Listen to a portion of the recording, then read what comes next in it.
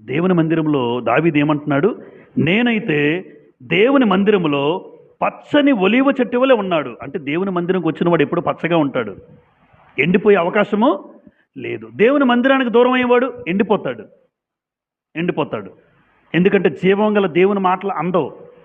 జీవం గల దేవుని మాటలు అందితే యేసుప్రభుని ఏమన్నాడంటే, పేతురు అందరూ విడిచి వెళ్ళిపోయారు, మీరు వెళ్ళిపోతారా అని అడుగుతాడు యేసుప్రభు వారు. మొట్టమొదటిగా యేసుప్రభు శిష్యులు 70 మంది ఉండేవారు. 70 మంది శిష్యులు యేసుప్రభు వెంబడిస్తూ ఉండేవాళ్ళు. ఆఖరికి ఎంతమంది అయిపోయారు? 12 మంది అయిపోయారు. అపోస్తులు 12 మంది. వాళ్ళు 12 మందిని పిలిచి 70 మంది ఉండేవారు, నన్ను వెంబడించేవారు, 12 మంది అయిపోయారు, మీరు వెళ్ళిపోతారంటే వెళ్ళిపోండి అంటాడు వాళ్ళని.